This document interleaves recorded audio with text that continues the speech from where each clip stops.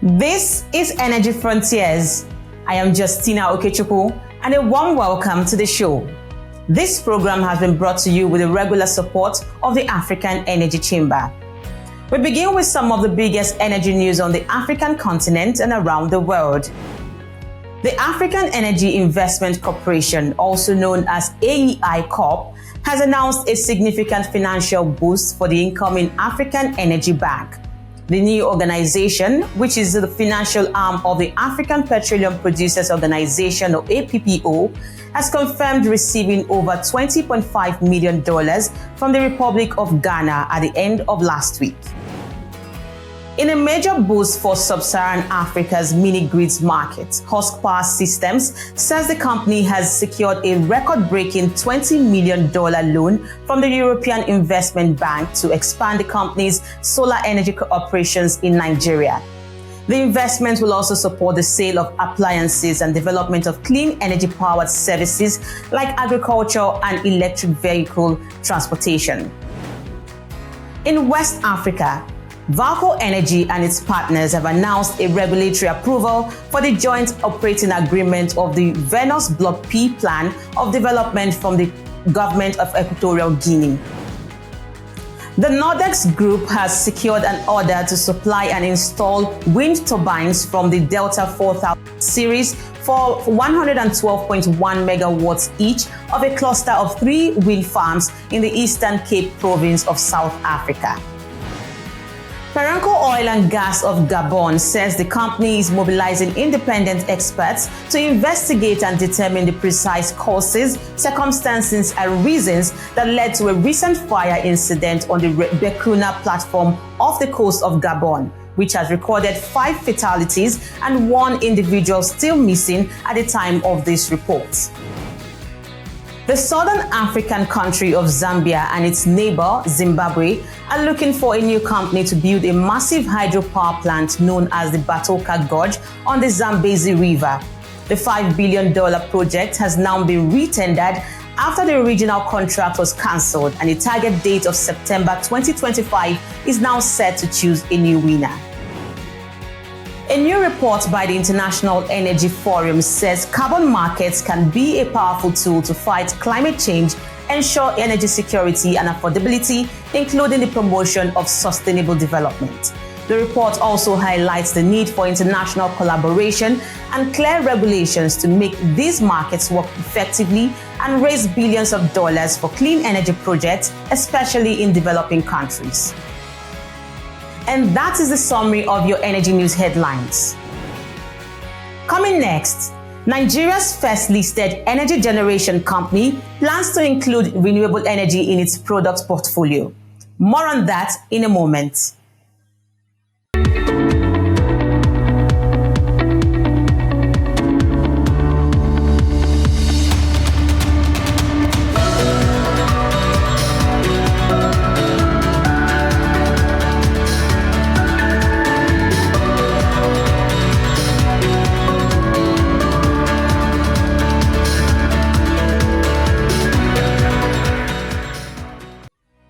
Welcome back. Now, Geregu Power PLC, the first publicly traded Nigeria power generation company, has reported a robust set of financials for the 2023 period. The report laid before the shareholders this week in Lagos attributed the 2023 stellar performance to increased FX rates in tariffs, energy rates, and capacity charges, including operational efficiencies. But as the new year 2024 progresses, Geregu Power is looking to expand its product portfolio, take opportunities in emerging markets, and further upgrade its facilities located. Frontier Africa Reports business correspondent Aramide Folorunsho caught up with Doron Gupa, one of the independent non-executive director of the power company, at the annual meetings for a chat. So this is your first post-listing annual shareholders meeting. What are the key metrics and milestones that you presented to the meeting today? We purchased Geregu in 2013. Immediately after that, we invest $100 million to ramp up the capacity to around 435 megawatt. Now, these days, we're investing another $100 million to do a major overhaul, and we are running today 10% of the capacity of all Nigeria. It's a lot, and it's a big responsibility for the people of Nigeria. Altogether, we invest, including the purchase, 430 million euro. Altogether. We are planning to increase our power station from 435 megawatt to 1,300 megawatt. This is our plan. It's a big plan. It's depend what the government, what is the, let's say, the regulation and how they solve the issues. No, not the problem, the issues of gas, price of the gas, the grid issues, and the evacuation of the electricity from the power station. If all these major issues we solve, and if it's going to be comfort for us, then I think we can increase the capacity to 1,300, and we are ready to invest much more. So you're planning to introduce renewable energy into your generation portfolio mix. Give us some more specifics on this and what the timelines are for achieving them. We are waiting to get the regulation from the government. Nigeria needs, and they have all the opportunity to develop renewable energy here. I know it because I'm doing it in other countries now. And I'm here in Nigeria 11 years, and believe me, I know the market, and if the government will give us a comfortable regulation, we will go to the new energy here in Nigeria ASAP. South Africa's electricity minister has provided an update on the country's energy action plan. We have a bit of that for you after this.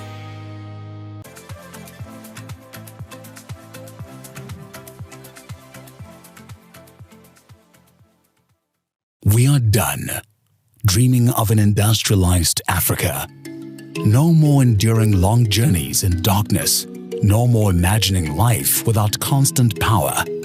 We are done. We are done. Done tolerating 24 hours without power, load shedding, blackouts, and power cuts. Enough. Imagine a life where our abundant natural resources can't power a generation. We can't cope with that reality. 600 million Africans still lack access to power. We have the solution. It's time to turn imagination into action.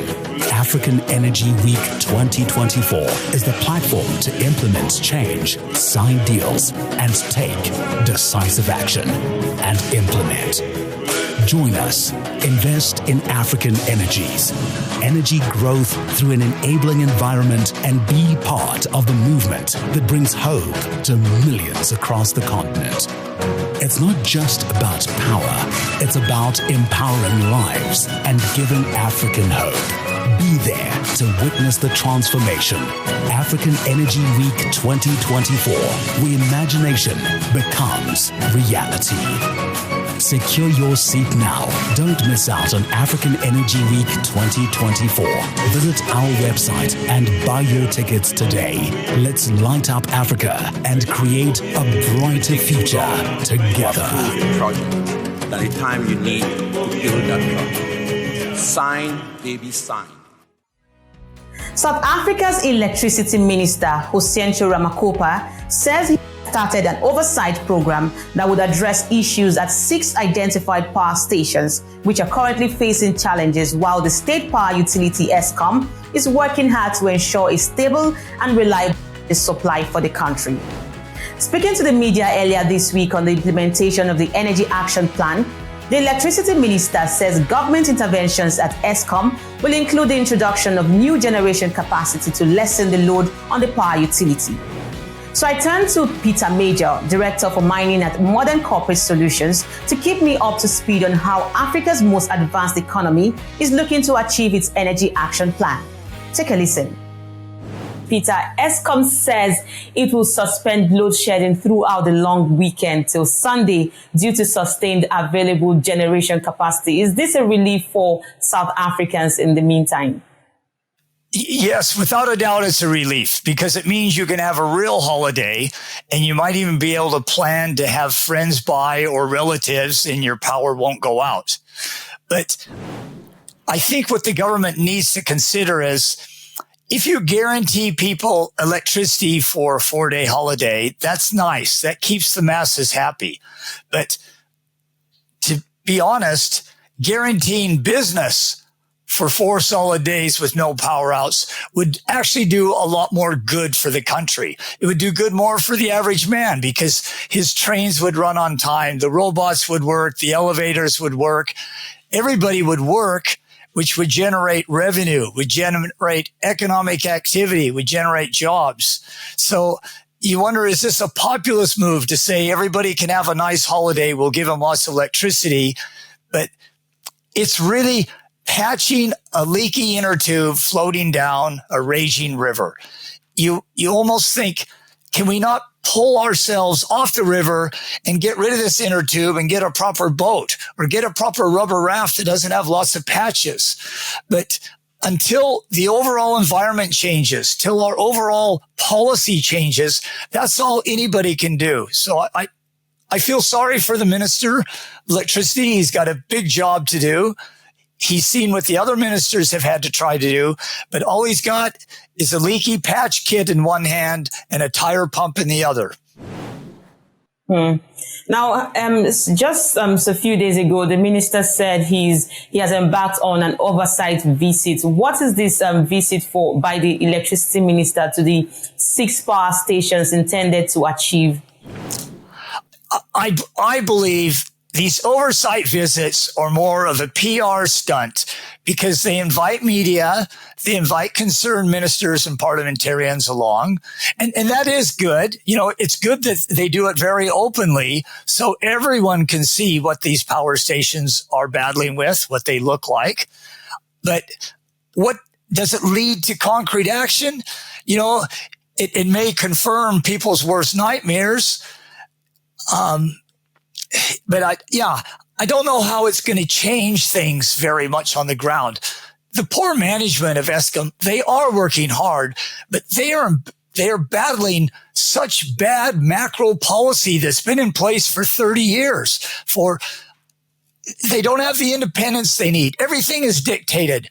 Who you buy from, who you sell from, what kind of people you can employ, the conditions of employment. You know, I can't imagine a worse job. Even the mines. I would rather be a mine manager in this country, heaven forbid, than be a poor ESCOM manager because he has even more rules and regulations that were recently created in the last couple decades that serve very little purpose in making things better, but serve huge purposes for entrenched interests, cadres, and the people we don't want to talk about, the syndicates. Now, the Kendall Power Station, which was one of the best performers, is down to 36% capacity. What is the recurrent issues from the power stations and what solutions are being put on the table? I don't know of a concrete solution that's been put on the table. I know of some rhetoric, some media statements that are made. But again, I don't want to sound like a stuck record, Justina, but it's the overall environment. An environment is an umbrella. Governments create umbrellas for what should be the whole country. They should create an umbrella for business to say, our umbrella protects business and investment. We want to attract investment. If they come here, we have this protective umbrella that protects them and makes the investment safe and grow. Unfortunately, the umbrella that's been constructed here, the policy umbrella, the complete revamp of regulations dictating how these plants are run, where they purchase their supplies, where they hire their people, who they sell to. So much is dictated. It's too big a job for a centralized government to manage that. But we have a government totally absorbed in microscopic management. They want to manage every asset of these SOEs, just like they do the rest of the economy, and they can't manage it. It's too big. So if you ask me, how can we improve Tutuka's efficiency? You know, do we all of a sudden say to the managers there, do what you want, you know, run it by us, we'll approve it. And you step outside the policy we created for a temporary period, just to fix what needs to be fixed, to hire who you need to hire, fire who you need to fire, buy what you need from who can supply it at the best cost and the best service. That's what they need. They just need freedom. And privatizing just one or two of these stations will show the difference overnight. What happens when a manager has freedom to do what needs to be done? When we return, Saudi Arabia and Africa are exploring options to boost stronger economic ties within the existing hydrocarbon industry and beyond.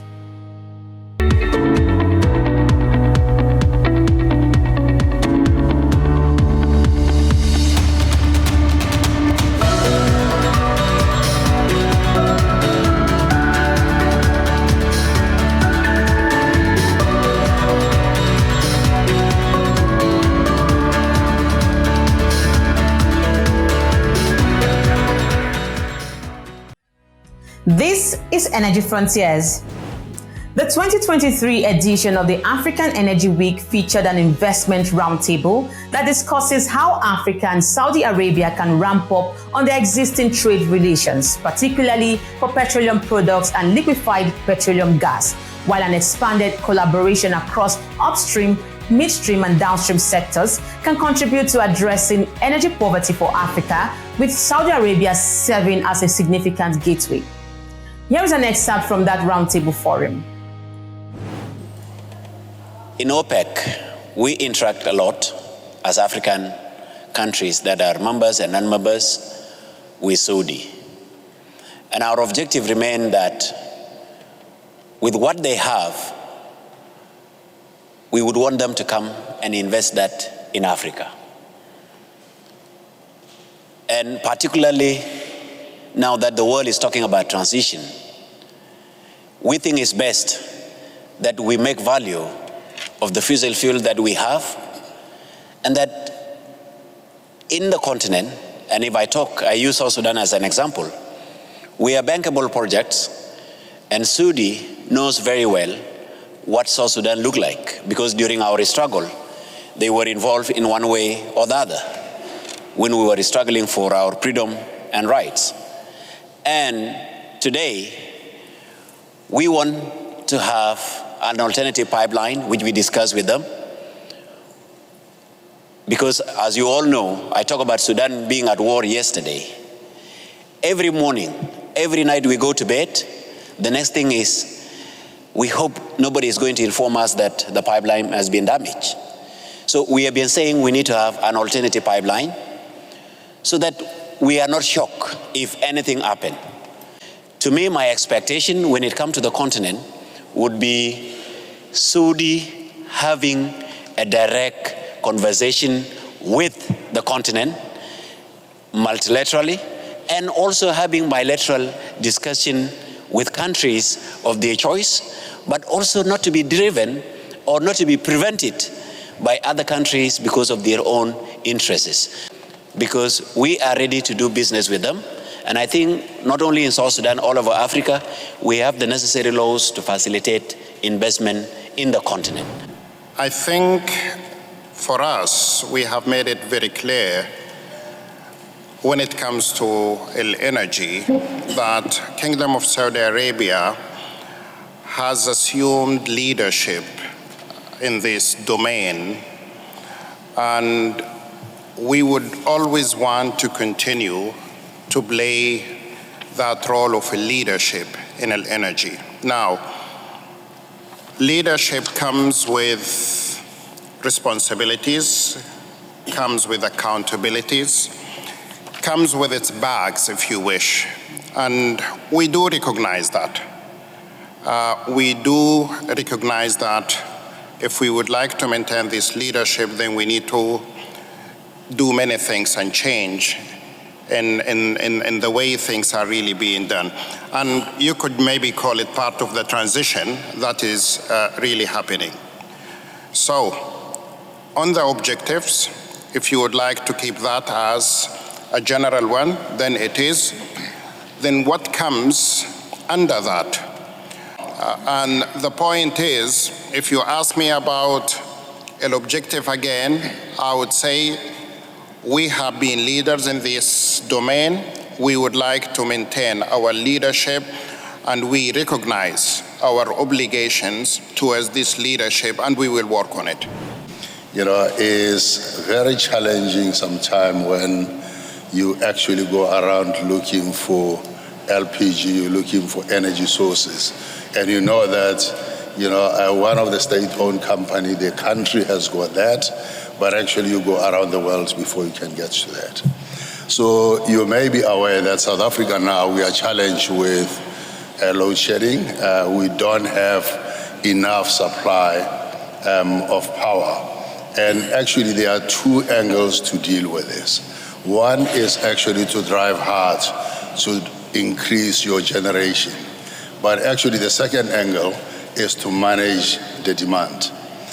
LPG actually can help us in a big way in terms of supplying household, making sure that people have got access to energy. You just spoke now about 600 million Africans who do not have access to energy. And I think Saudi has got a different problem, right? You've got too much energy that you need to find a home for.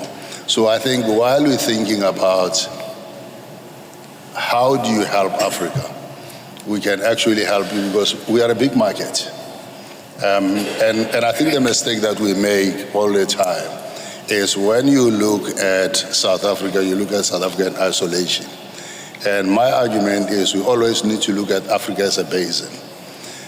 So we need a lot of LPG. We've got a lot of people in this country and in the region who do not have access to power. And I believe there is a big opportunity to trade with the Saudis actually to bring LPG into this region. The biggest challenge for us is infrastructure. And I think we spend a lot of time relying on aging refineries, right? The refineries are closed. I mean, in the last 3 years, we lost 350,000 barrels of refining capacity.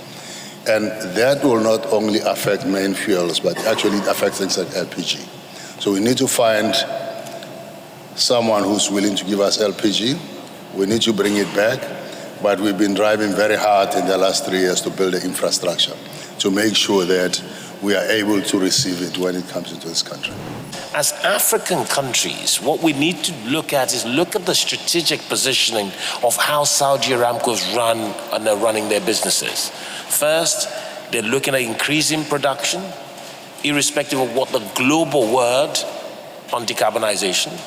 Two, spending a lot of money on R&D in looking at other ways of utilizing crude. Three, is creating new markets for their products and crude in trying to expand their sphere. What we as African countries need to learn is how do we plug in to their ideology in their business framework. It's not only capital. If you look at what's happened to Saudi Arabia the last 10 years, you will see the rapid developments from infrastructure, even on the human side, interaction, the place is now open for business.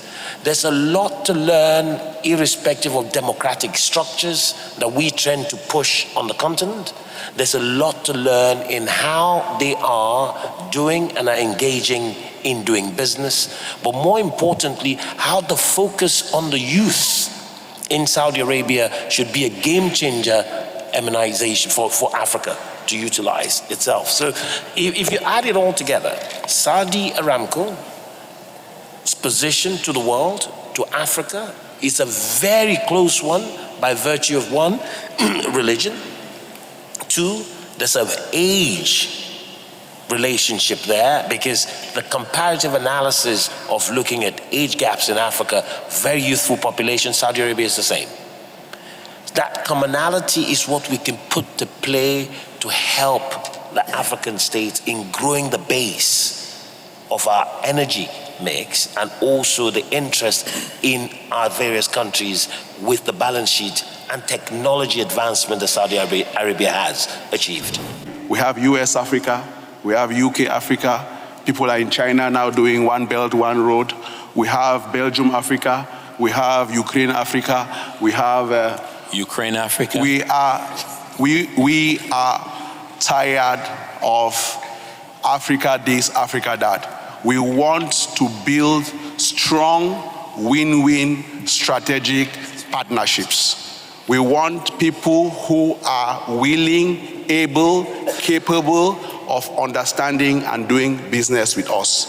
Saudi Arabia is uniquely positioned to take advantage of the African opportunity.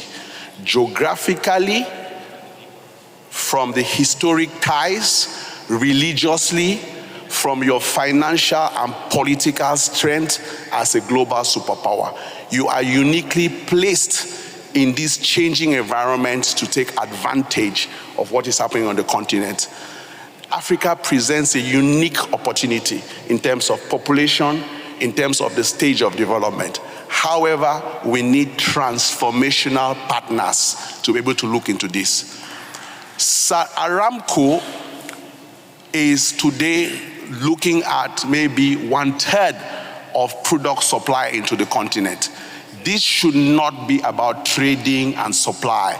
We need to see how, from an energy sufficiency perspective, you need to move capacity, knowledge, build storage, logistics, improve refining capacity on the continent. And we are willing to hold your hands and walk with you through that process. Straight to the point, we are going to look for investors.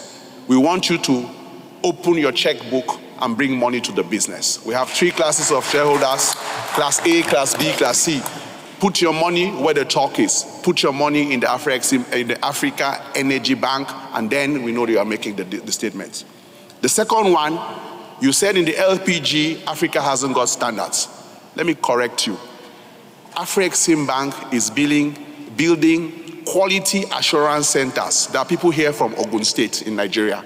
We've built the first Africa quality assurance centers to ensure that those barriers around trading, where we manufacture goods in Africa and they can't enter into Western markets because they say they don't meet the standards, don't happen. Come with us in partnership. Let us build more quality assurance centers on the continent. This is the reality that I'm saying. These are the things that are going to make the change. Thirdly, to show that my money is where my mouth is, I am currently supporting one East African country with over $1.2 billion to support fuel imports into East Africa. Frontier Africa Reports is inviting you to join the global energy industry this November at this year's African Energy Week Summit, the biggest gathering of industry leaders, financial institutions, innovators, and investors who are shaping the future of African energy for security, sustainability, and more investment. Discover the latest technologies, secure lucrative deals, and network with the brightest minds in Africa's energy industry. Don't miss out on this. Be a part of the conversation. Register now at www.aecweek.com. And that's how we wrap up this package of Energy Frontiers, and we appreciate your making the time to watch the show online. Don't forget to follow the program on Frontier Africa Reports website, like all of the video editions of the show, and subscribe to our YouTube. It's free. Follow us as well across all our social media handles as indicated on the screen. Please do send in your comments. I am Justina Okechukwu. Bye for now.